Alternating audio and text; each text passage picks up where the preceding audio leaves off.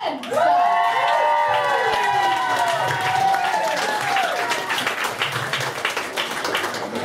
is for Logan.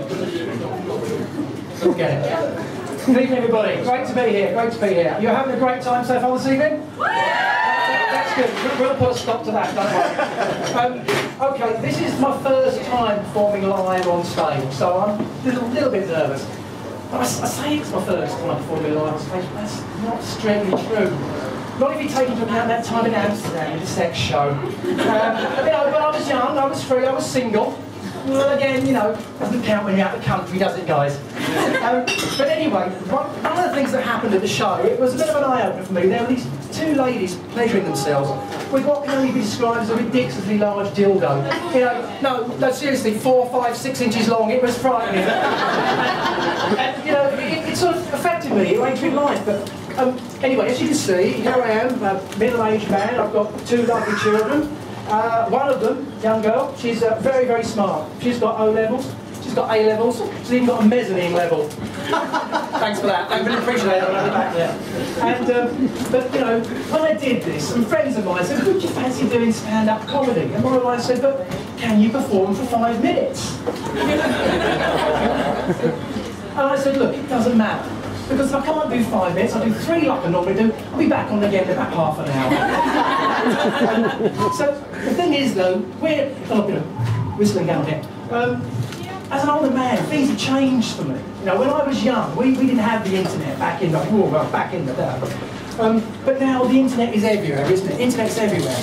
And the trouble is, it can be a little bit confusing. I mean, one afternoon I was browsing the web, like you do. Well, I say the afternoon, it was 1 in the morning. And, I found this website. No, seriously, I found this website. Sex Tips for Men. www.sextipsformen.com.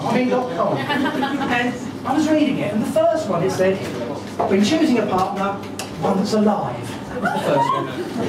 Secondly, it said, and of the opposite sex. Okay. But the third one was a real zinger, the third one. It was, why not introduce a mirror into your sex life to spice things up? Well, I thought, that's fantastic. The trouble is, I missed the bit where it said, when you're with your partner.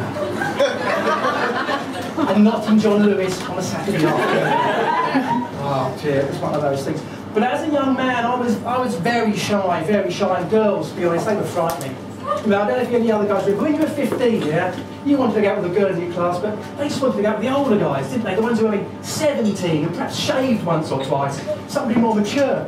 So the only way you could get to find out about sex was, let's face it, we've all done it, guys. I mean, you browse the top shelf, don't you? You browse the top shelf in the newsletters, but again, I was a bit shy, and I was so embarrassed. I just never got past the greetings cards, to be honest. So anyway, I did have this stash of magazines at home under the bed. Well, I don't anymore, of course. And I chalked in mine were all the Angling Times. That's how shy I was. But to this day, I can't go past the fish counter at Waitrose without a frisson of excitement, you know what I mean? But when I said I was doing this, my wife was worried that I was going to do something embarrassing.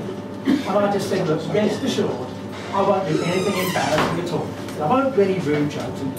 I certainly won't mention that incident about lesbian sex on your 47th birthday. That would be wrong. Especially the fact it was with your sister.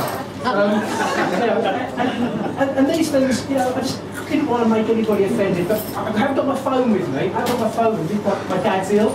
Seriously, my dad's ill. He's an arsonist, and I keep texting him what pub I'm in. That didn't work. It didn't work. But on that note, I'll leave you. Thank you very much. I've been David Clements, and hope you have a good evening.